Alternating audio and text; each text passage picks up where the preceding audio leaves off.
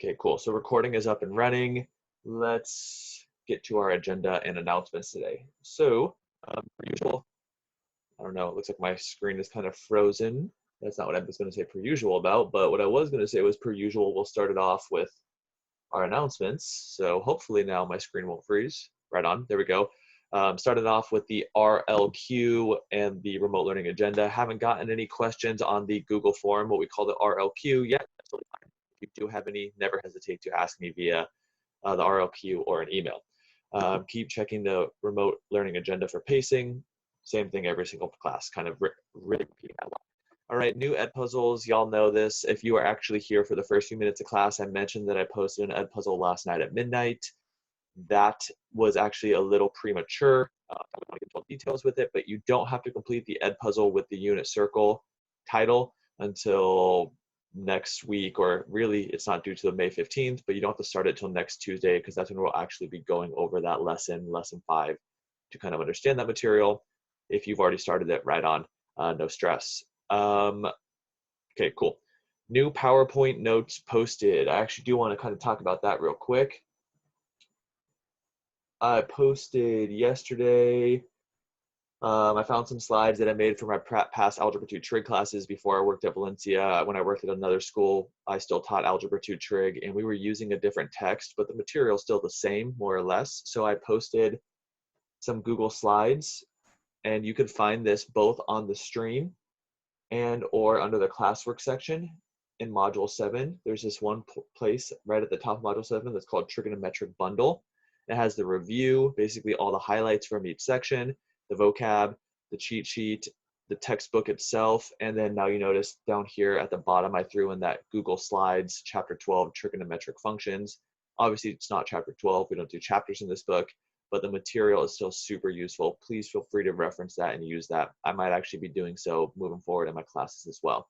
So just kind of a heads up on that. I threw up there onto the classroom some more PowerPoint notes that are independent of your text, independent of what we've been doing with that text this year, but actually can be super useful given that we are learning through remote means now. Last couple things, extra Zoom session, Friday at 11 a.m. Feel free to come on, ask for homework questions, ask any questions that you have on content, even if it's not homework, or just come on and say hi. I'd love to see your faces and hear your voices at the time. I'll be on there working, so right on. And last but not least, fourth quarter progress report grades due by Monday at noon. Just a heads up, I'm going to go through today, basically after lunchtime in the mid-afternoon, and kind of update all the grading. I've been trying to do that on a daily basis anyways, but I'm going to go through today with the intent purpose of seeing if you're missing some assignments or if you just haven't logged on in a while, and I'll kind of reach out and make sure everything's okay. So if you haven't done any work or assignments, I'm not stressing it. I'm not upset or anything. I just want to make sure that you know what's expected of you, or you feel like you have the resources available to help you succeed, because that's the whole goal in this situation. So that's our announcements. Let's get to lesson 3. So now what we're talking about today is continuing working through that circle. We introduced at the end of class on Tuesday what these radians were. We're going to perfect that knowledge, or work towards perfection of that knowledge today.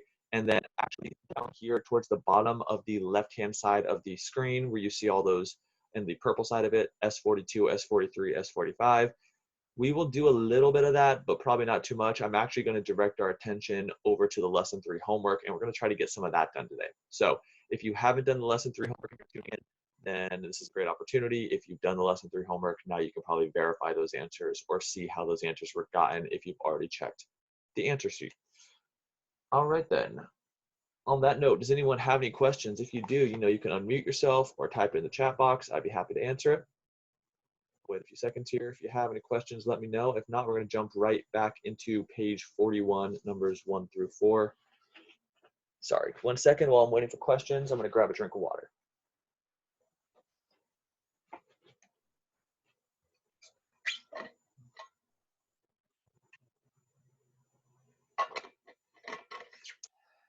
All right. Right on. Also, happy belated Earth Day for all of you lovers of the Earth, the rock that we live on. That was yesterday. So hopefully you were able to enjoy the nice weather, at least outside in some capacity yesterday. All right. Actually, before I go into the text, I really just want to show you what those slides I was talking about were, those PowerPoints that I posted. It's effectively this right here that you see. This is now up on the Google Classroom. Check it out. It basically goes through everything that we talked about already, what SOHCAHTOA is. We didn't really discuss that much, but then again, just kind of using those ratios, those fractions to help us solve for triangles. 30, 60, 90, 45, 45, 90 right triangles, and those are a flashback to geometry. Real quick before I move on, yeah, you could either take notes on a piece of paper or you could do your homework on a piece of paper. Totally anything that you want to do, piece of paper is 100% acceptable. Yeah, great question. Hopefully that answered your question. Piece of paper is all good. So these notes, you don't actually have to take notes on. They're actually up and available for you on the website. I'll actually put them on the website, but on the Google Classroom. They're just kind of reiterating or showing the same information just in a different way than the textbook has. All right, so basically what I'm skipping through here now in second section is stuff that we talked about last Tuesday: initial side, terminal side of an angle, what it means to move clockwise and counterclockwise, have co-terminal angles, co meaning together, terminal meaning end. Again, this is just a review of vocab words, but just showing that it's now available in different situations or a different area. So I don't know if it's really looking crazy on your screen, but it looks really weird on my screen right now. So long story short is I just wanted to kind of skip through these slides real quick just so you could see that it's the same information, just now given more into like a context or a dialogue. It might be easier for you to read it from here rather than the textbook, the Hart District textbook. I think this one might be a little bit more flowy and easy to read in terms of like me almost talking to you via slides. All right, again, accessible through the Google Classroom. Boom, trigonometric bundle right there and on the stream. Posted it yesterday. It's a few posts down now at this point because of how the stream works. All right, cool. So now let's get to business. Page 41. Really what I want to do is finish up this circle on gradient.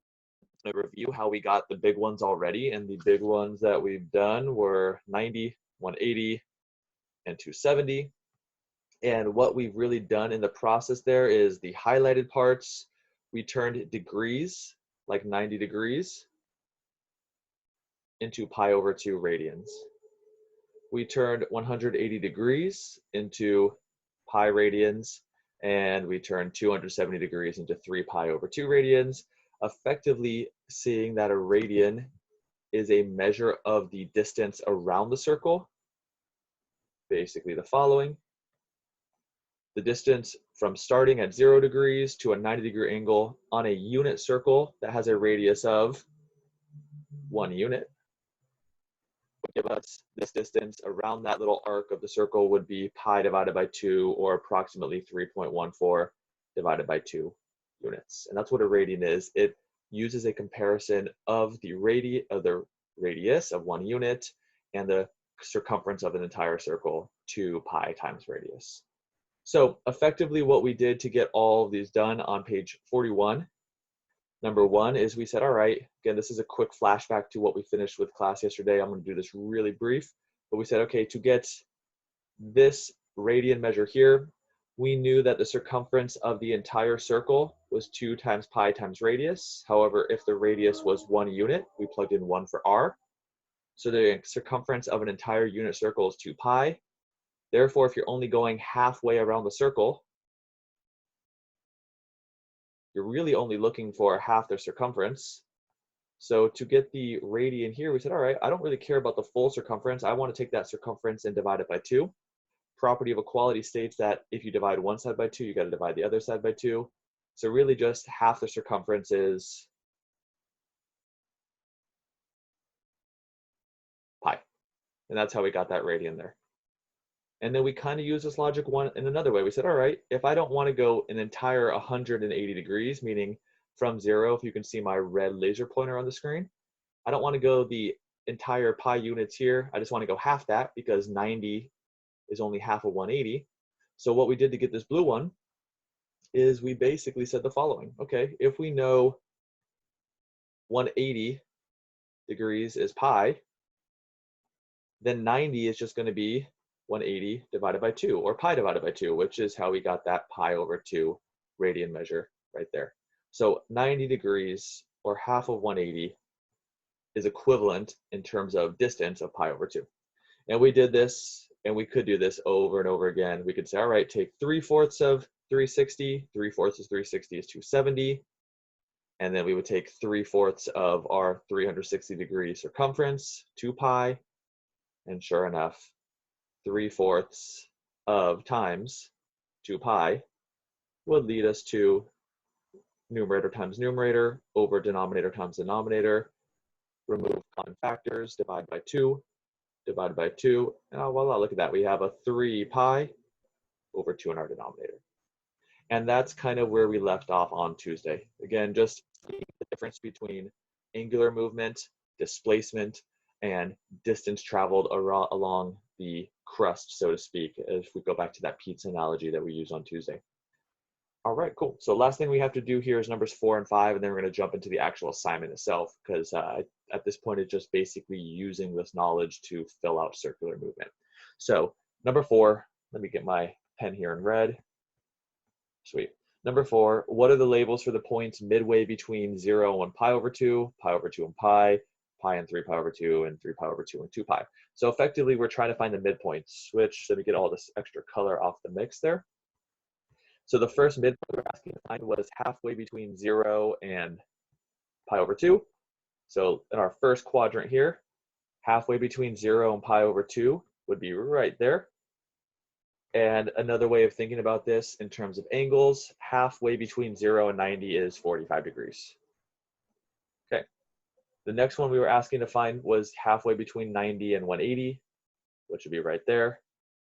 And effectively, we can use what we call a reference angle, meaning if I know that this angle of displacement is 45 here, well, then I'm really just going 45 more degrees, either forward or 45 degrees backward, minus 45, one way or the other. 90 plus 45,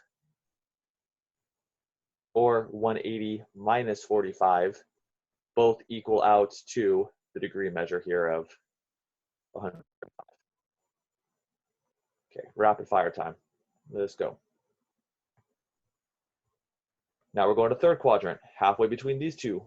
Let's go 45 more degrees, because that's just basically our angle of reference. That's that small, easy angle that we're using to create everything else. 180 plus 45 more degrees that way would get us to 225 degrees. And last but not least, 45 more degrees from the final purple angle here, 270 plus 45, halfway between this last fourth quadrant. 45 more degrees going this way would be 270 plus 45, aka 315 degrees. Sweet. So if we were in lesson 2, we'd be done, because that was all about degrees. But unfortunately, we were not in lesson 2, we're in lesson 3. We're talking about radians, aka equations related to pi, or measurements related to pi. So really what we're going to do now is we're just going to, I like to work with it like this. I'm going to say, work with the easiest one, the smallest angle, the acute angle, 45 degrees, and be like, oh, 45 degrees is just half a 90. So I take the radian measure that was equated to 90, and I'm going to divide it by 2. Little fancy fraction work here allows me to know that if I'm looking for the measure related to 45, I just take the measure related to 90 and cut it in half, divide it by 2. And then that allows me to do a little bit of fraction manipulation. We know that division by 2/1 is the same thing as multiplication of its reciprocal. And thus, pi over 2 times 1/2 allows us to work with numerator times numerator, pi times 1, over denominator times denominator, 2 times 2. There's our radian measure.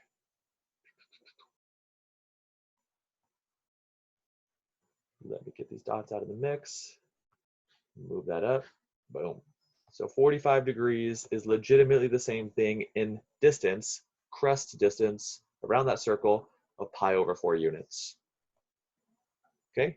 Another way that we can keep rocking this out is to then say, all right, same logic that we use to get all these degree measures, but instead of adding 45 here, we're going to add what 45 is equivalent to, pi over 4.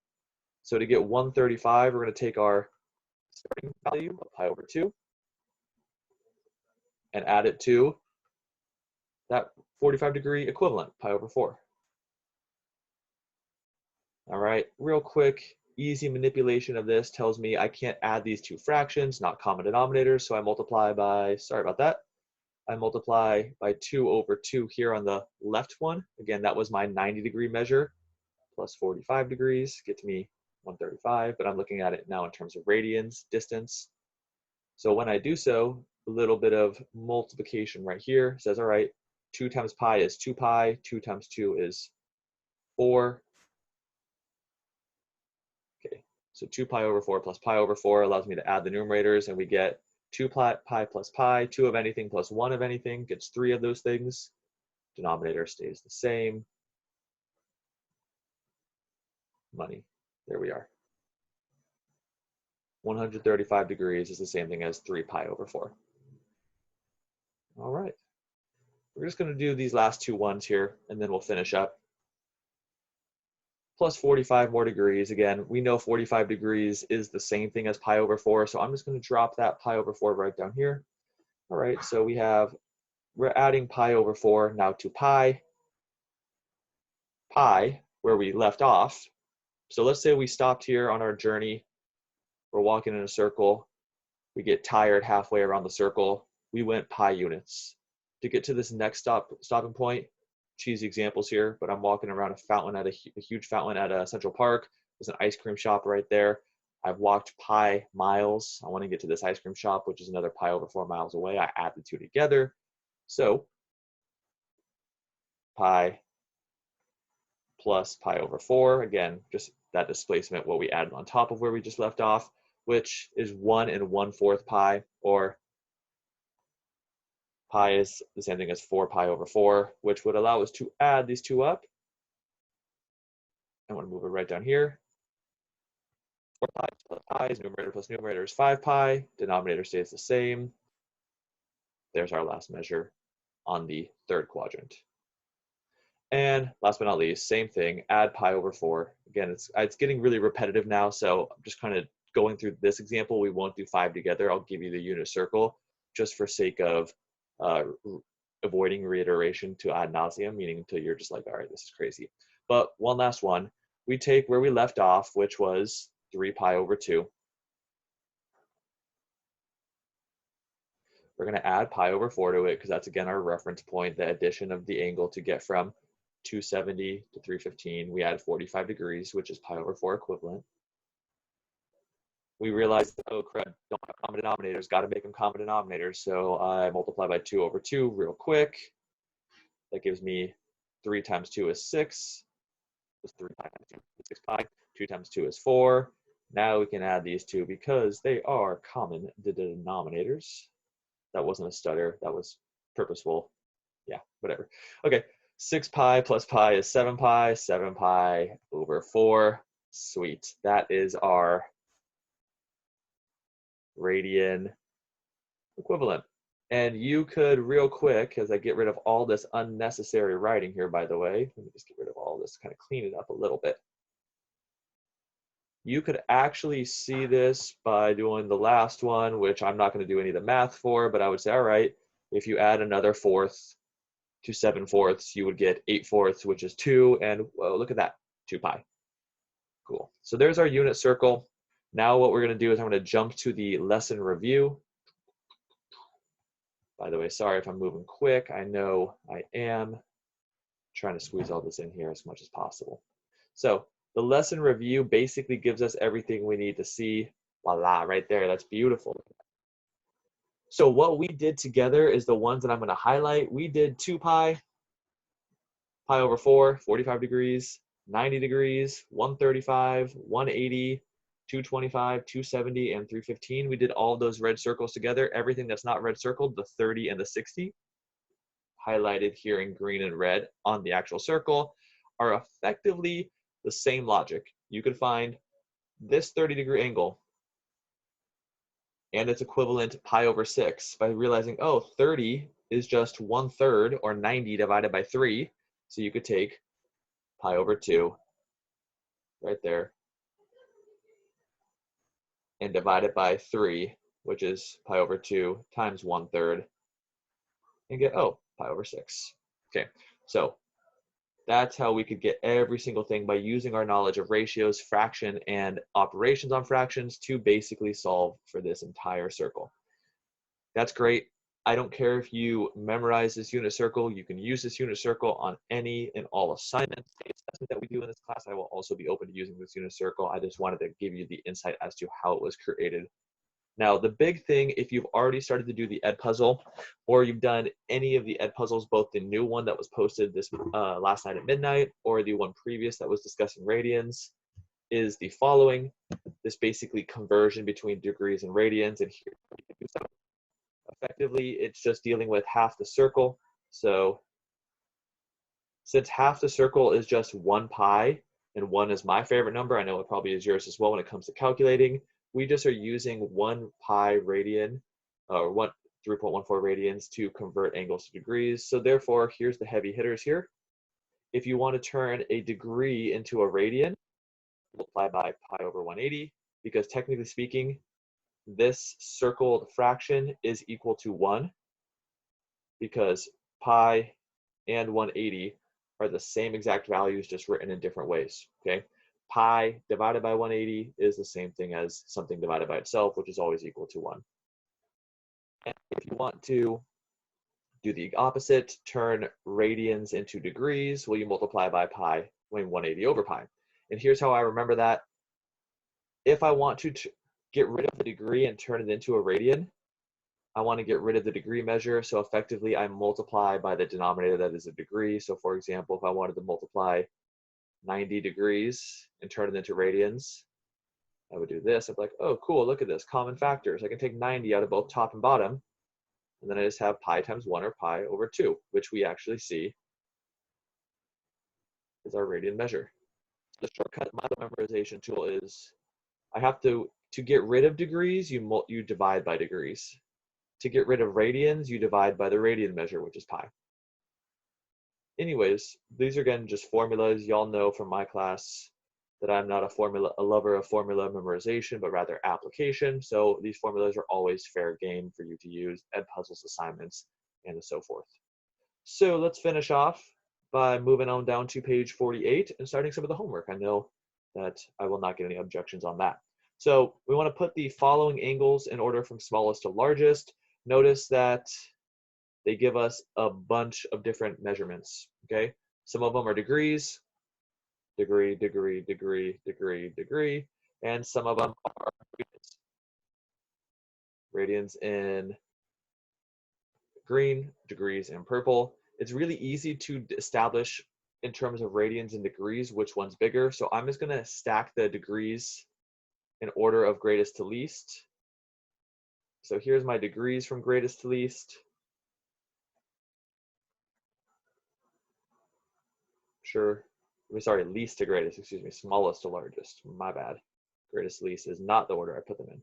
So there's my smallest to largest degrees. Here's my smallest to largest radians. And really the way that we could think about this is just look at the numerical fractions, like 1 over 6, and then 2 over 3. Again, I'm only focusing my attention right now on the numbers, the fractions, the pi. That's relevant, quite honestly. It's in all of these radians. Pi is in all of them, so I'm focusing just on the number fractions. 2/3 is less than 3/4, so that comes there, which is less than 5/6. Believe me, you could use a calculator. This thing, if you divide 2 by 3 is 0.6 repeating, 3 divided by 4 is 0.75, 5 divided by 6 is like 0.806 repeating, I don't know, something like that. And last but not least is obviously the improper fraction, the one that has a bigger denominator, 11 over 6. Cool, that's great. We did the smallest or largest in terms of actual measures related to each other. Degrees, radians. Now we just got to figure out how to stack these in smallest to largest by combining them all into one. So let's go back to our beloved unit circle here. Okay, so let me just cruise over here.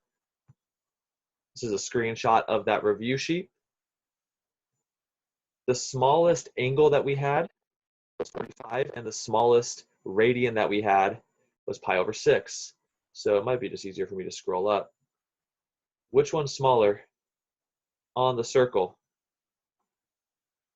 Does pi over 6 smaller than 45 degrees? Or is 45 degrees smaller than pi over 6? Yeah. Pi over 6 is smaller because if we compare apples to apples, degrees to degrees, pi over 6 is equivalent to 30 degrees, and 30 degrees is less than 45 degrees. So that's what we're going to do here is basically we're like, okay, we can stack these in order from least to greatest by comparing the equivalent measures. These two are gone. Cool. Same story. Now we move on. We know obviously next in line in degrees is 60 and then 2 pi over 3. So we're going to cruise back up to our unit circle real quick like and see which one comes first. As we transcend or make our way around the circle starting from 0 and as we go around counterclockwise. Really bad tracing there. You get the idea. Which one comes first? Does 60 degrees come first? Or does 2 pi over 3 come first? Well, obviously 60 degrees comes first. So cruising on down. 60 degrees comes first. Boom. And then 2 pi over 3 comes next.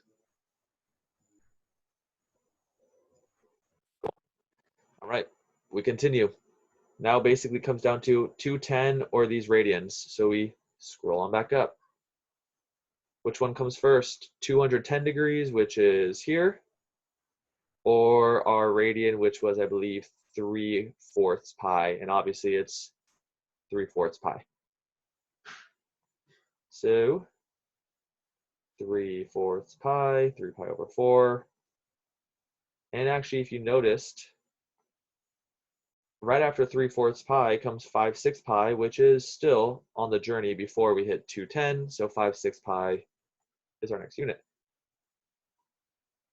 5 pi over 6. I'm just working with the numbers when I say 5/6 pi. So 5 pi over 6 is up next, which then takes us to our 210 degree angle. So basically what we've come down to is the following. We have 270, 300, and 11 pi over 6. I'm going to do this real quick. 210, 270, 300, and 11 pi over 6. Let me get rid of all my unnecessary colors here. Let me highlight what we're looking for. Here's 270, sorry. Here is 300, and then here is 11 pi over 6, which is equivalent to 330 degrees. So basically, we're going to place them in order from smallest to largest of 270 first, 300 next, and 11 pi over 6 is our biggest value. It's equivalent to 330 degrees. So we can just stack them like that. 270. Second to the last, second biggest value was 300. Boom, boom. And our biggest value was a radian, 11 pi over 6. Number 1, done. Again, literally just trying to compare the radians to the degrees through the use of the unit circle that we spent a lot of time on Tuesday and last Thursday discussing. Cool. Number 2 might be where we leave off for today, but number 2, we want to convert each degree measure in problem 1 to radians, and then convert each radian measure in problem 1 to degrees. So effectively what we'll be doing here is multiplying by these ratios, pi over 180 for degrees into radians, and 180 over pi for radians into degrees. So let's do 2a here, and then we'll call it a day. So each one of these degree measures, which I'm just going to erase the purples. If I say, all right, 60 degrees into a radian, I'm going to multiply by pi over 180, which is equal to, as we factor 60 from both, this turns into a 1, this turns into a 3, it turns into pi over 3. And you might be thinking to yourself, hey, Mr. B, can I just go up and look at these? Yeah, you totally can. So 60 is pi over 3.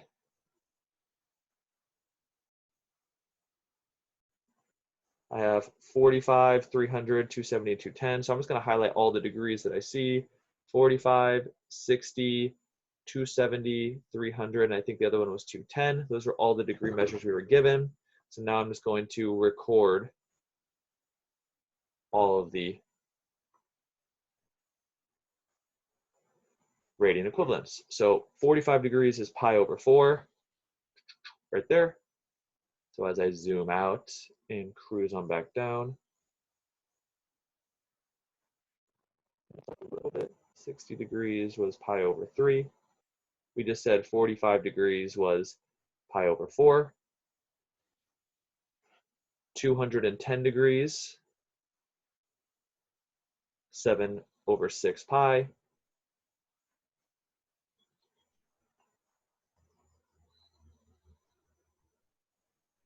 Our next one is going to be 270 degrees, which is 3 over 2 pi.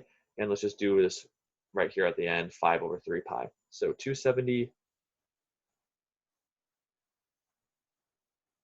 was 3 pi over 2, or 3 over 2 pi. And last but not least, 300 was, I believe, 5 over 3 pi, which makes sense. All right. So unfortunately, a lot of the lessons that we're seeing here in trig at this point are just kind of formulaic, and that makes it difficult to learn trig when we're face to face, but even harder when we're learning over online learning. So I really can't express enough how much I appreciate y'all working hard and doing this, even though it's rather rote and machine-like. But you are doing a great job. A lot of the work that I've assigned has been completed and given full effort. So I really do appreciate y'all's hard work. And please do not hesitate to ask me questions, and I'll maybe see you tomorrow on Friday. If not, I'll see you next Tuesday, okay? So thank you as always for your time. Keep working hard, stay safe, and stick around if you have any questions. If not, see you next week, everybody. Appreciate you.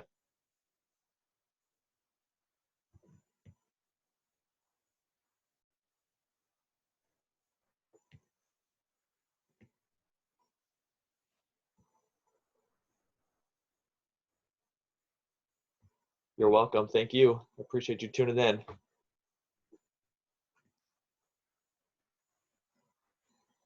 Thank you, Jenna. Have a great day. I appreciate you tuning in and working hard.